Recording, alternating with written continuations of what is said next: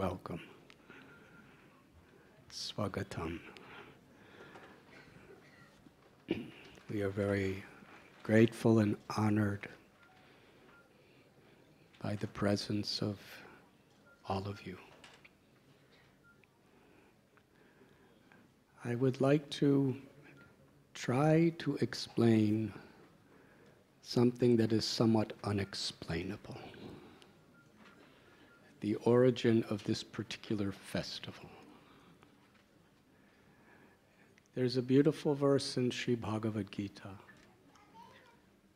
where Krishna tells, Patram pushpam palam toyam yome bhakta prayachchati.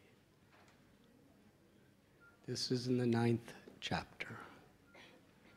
That anyone who offers me even a leaf, a little water, a fruit, or a flower with love and devotion, I will accept it. And when the Lord accepts our offering, the Lord reciprocates with His love and grace.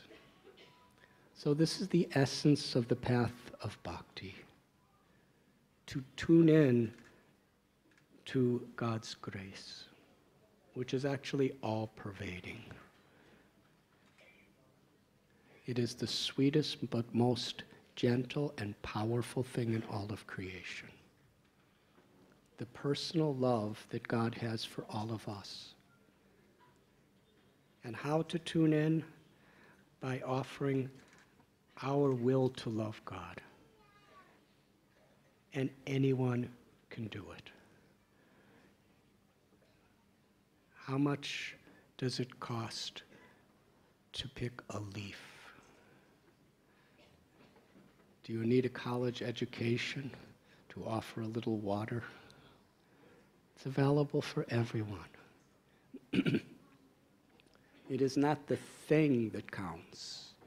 Our Guru Srila Prabhupada, he explains that the Supreme Lord is Bhava Grahi Janardana. He only accepts our love. Because that supreme personality, that supreme absolute truth who's the cause of everything, doesn't need anything. But love is something that is beyond relative logic. I'll give an example. When I was a little boy, I was quite mischievous, and I didn't get such good grades because nothing really interested me so much in the schools. I was too busy thinking of the civil rights movement and, the counterculture and trying to change the world to study science and mathematics and that stuff. So my parents were not happy with me. Our next door neighbors, they were getting straight A's. And they were well behaved. And yet my parents loved me more. So that doesn't make sense. Because love is not something that always makes sense. It's based on something very deep, very spontaneous. So Krishna, who is the controller of all controllers, he doesn't need anything from anyone, but wants to love. And wants, if we open our hearts to love God, God fills us with unlimited love. And that is the principle of bhakti. And how to cultivate and express that love. Anyone and everyone could do it. Just by offering even a little flower with the intent to please, with the intent of devotion. In that sense, bhakti is not determined by our material qualifications or disqualifications. It's simply determined by our sincerity. My Guru Srila Prabhupada, he defines sincerity as to be without ulterior motives, to be without selfishness, to actually serve with the will for the well-being or the pleasure of the object of our love. There's a beautiful story in the Srimad Bhagavat, one of our scriptures, which is considered to be the conclusion of all Vedic knowledge. Krishna, who is God himself, who appeared in this world in a way to reciprocate love in a very personal way. He went to a kingdom which is called Mithila. In his previous incarnation as Lord Ram, Sita, the feminine potency, the Shakti, Ladini Shakti of the Lord, she actually was born near Mithila. And she lived there. And Ram married her in Mithila. If you read Ramayana, it's a very holy place. So Krishna went to Mithila with some sages and rishis. And two people especially came to greet him at the border of the kingdom. One was the king, his name Bahulasva. And the other was a very simple, poor Brahmin named Shrutadev. They both invited Krishna to their house. They wanted to have a reception. Just like recently I was in Delhi and the President of India had a reception for Michelle Obama and Barack Obama. So receptions are quite standard when an important person comes. So here's the king. He has his entire palace prepared to welcome Krishna. And here's this Shrutadev who just lived in a little straw hut with his wife. But they both asked Krishna with the same sincerity. So for Krishna, there's not a problem. He just expanded himself into two forms. But the interesting thing is neither of them knew. Each one thought he's only with me.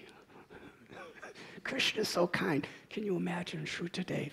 He's saying, the king is inviting Krishna to his house, and he chose to be with me. And the king was very humble. This very pure-hearted person, I'm not pure-hearted, he's so pure-hearted. He invited Krishna, and Krishna came to be with me. So they were both very, very humble and grateful.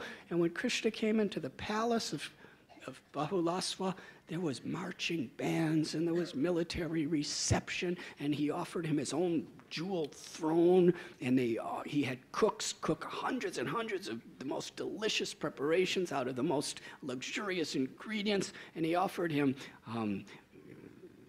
fanning him with golden handled yak-tail fans, and they were offering him jewels and necklaces and crowns, and he had the entertainers of the kingdom dancing and singing and performing dramas, and Krishna was enjoying very nicely. And meanwhile, Shrutadev, he brings Krishna's thatched hut. He didn't have a throne. He just gave Krishna a little straw mat, just like what you're sitting on, but small. And the only food he had was some rice he went out to beg after Krishna agreed, because he didn't have any food. And to fan Krishna, he just took his own cloth and was going like this. And as far as entertainment, Shrutadev himself, who was just an old Brahmin, an old guy, he just started dancing for Krishna. And he wasn't trained as a dancer. He just wanted to make Krishna happy. So it explains they both served Krishna according to their capacity with sincere devotion. And Krishna explained how he was equally pleased and gave the same supreme spiritual perfection to both of them. Because Krishna sees the purpose, the intent, the love in which we speak, we think, we interact with each other, and in which we perform our seva or our service. There's a similar story. Hanuman was building a bridge across the Indian Ocean. And a little spider was kicking single grains of sand with his legs. Now, Hanuman's arms were really strong, and spiders' arms aren't so strong. That's why they need 8 of them just to walk. So with one, he was just little. Hanuman was taking mountains and putting it to float in the ocean. And the little spider was just kicking 1 grain of sand at a time. And he was standing in front of Hanuman while Hanuman was at the mountain. And Hanuman said very respectfully to the spider, "Get out of my way, I'm holding a mountain." And Ram said to Hanumanji, "He's doing as much service as you are. You're trying to please me according to your capacity, and the spider's trying to serve me according to his capacity." And Hanuman was very happy, because he's the very personification of bhakti. Bhakti is the intent of our heart, the spirit of our heart. Bhakti is the process of awakening the love within our heart.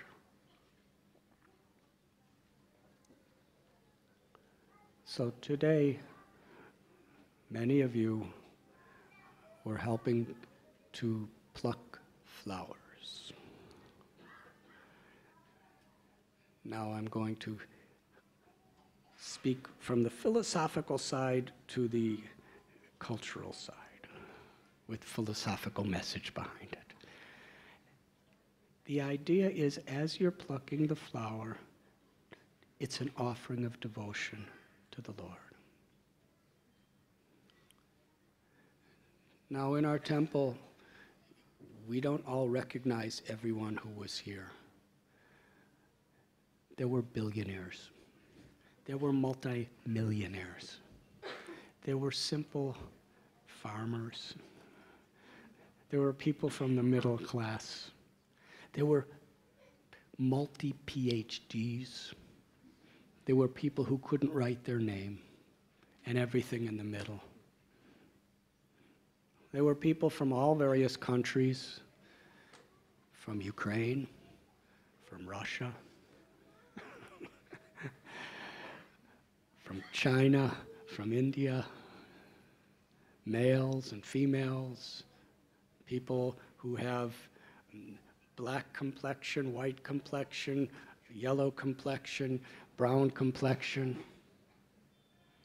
People from the backgrounds of agnostics and atheists, from backgrounds of Jews and Christians and Parsis and Jains and Sikhs and Hindus and Muslims.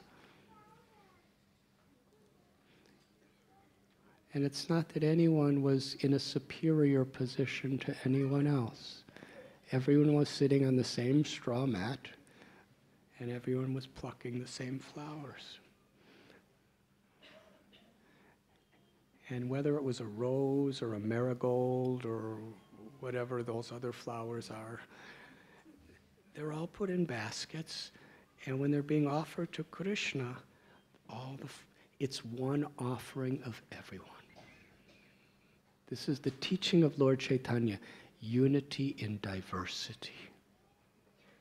Lord Chaitanya was Krishna himself who came to this world, but he came to crash through the sectarian caste system, which made people, according to their birth or their material qualifications, either superior or inferior.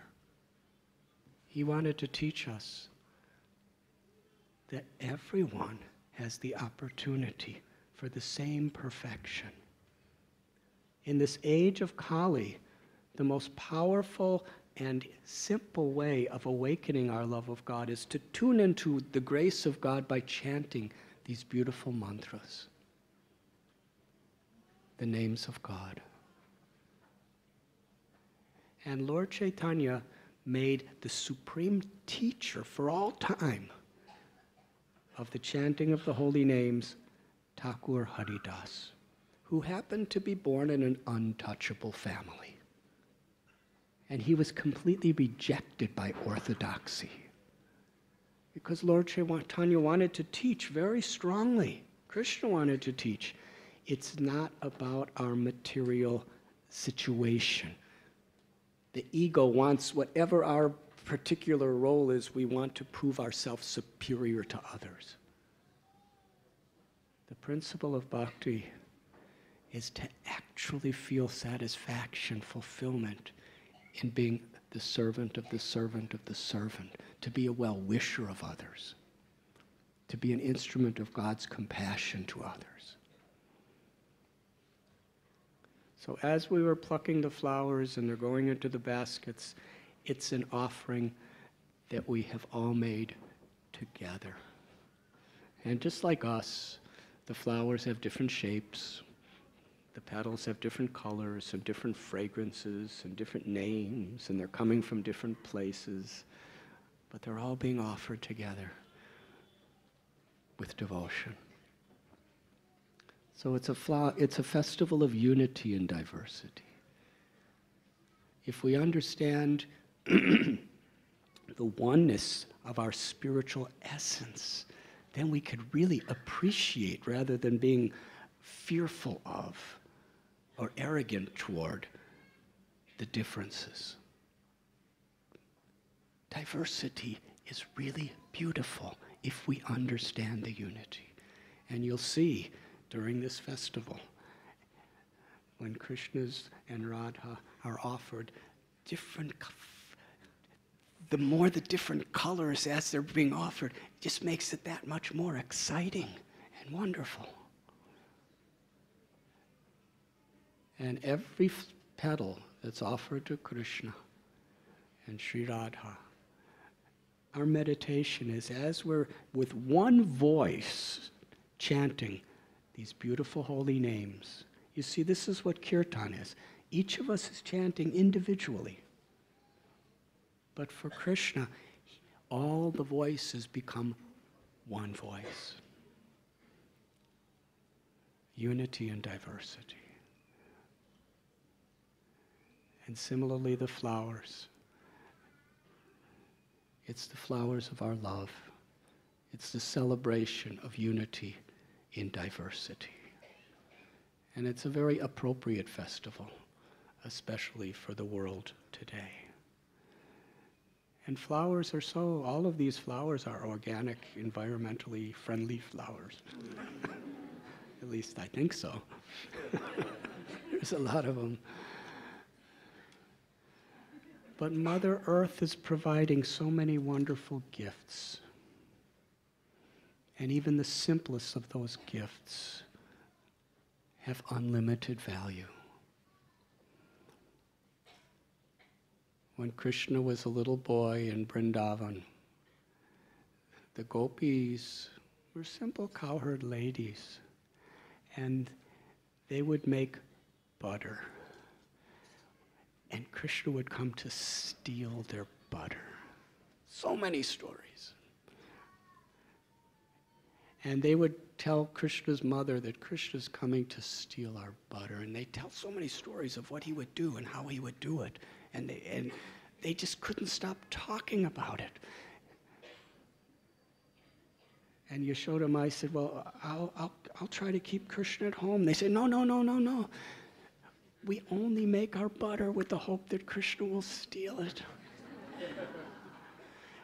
It's the perfection of all our desires when Krishna comes to accept our butter.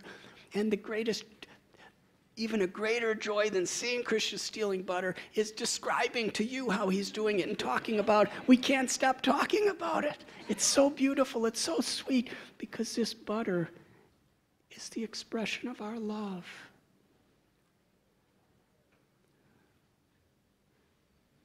When our heart becomes very soft with humility and devotion, then Krishna, God, will steal our hearts. And there's no greater pleasure than that. So years ago, I saw in our calendar, we have a particular calendar with the holidays according to our tradition. Many of them have been celebrated for thousands of years.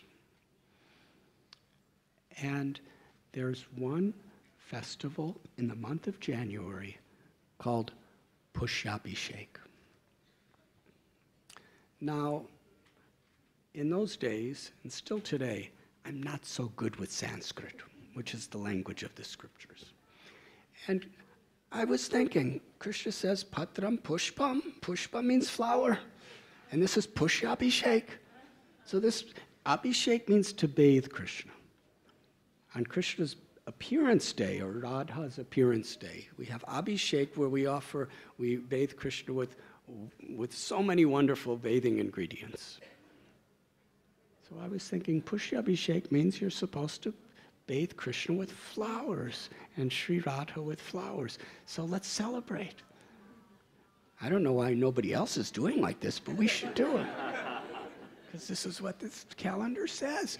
So we started showering Krishna with flowers, and it became such a popular festival. People loved to come to see it. Thousands of people were coming for the Pusya, and soon other places were hearing about it and coming it and seeing how beautiful it was. And there's temples all over the world that has Pusya. And then I found out that according to the calendar, January is the month of Paush. And Pusya means you're supposed to bathe Krishna with water and stuff in the month of January. But because I didn't understand, I thought it was a flower festival. But when I discovered what it really meant, it was already such a popular festival. And so many people in so many places wanted to celebrate it. We just keep doing it. So in this sense, ignorance is bliss. But actually, there are so many beautiful stories in the scriptures. When Ram returned to Ayodhya, everyone showered him with flowers. When Krishna came into Dwarka, in Mathura, in Vrindavan, everyone would shower him with flowers. So it is tradition, but as far as the festival, it was revealed in a very mystical way. But my prayer to all of you is that this is a meditation. It's a meditation on the beauty of God's love for us and the beauty of our inherent love for God. If you water the root of the tree, that water naturally extends to every part of the tree. When we connect to that love within ourselves, that love for Krishna, it naturally extends as love and compassion for all beings. That is what bhakti is meant to awaken from within us. And as we're seeing Krishna being showered with flowers, with Sri Radha, the meditation is as we're chanting with grateful, humble, attentive hearts and minds, we're celebrating the unity of our combined efforts to enlighten each other and enlighten the world. And to recognize that in every basket, because it's all mixed up, there's some of your petals. And when it's offered to Krishna, it becomes prasad, becomes his mercy. And at the end, all the 1 ton of flower petals that are offered on the altar will be showered on us, receiving grace. Thank you very much.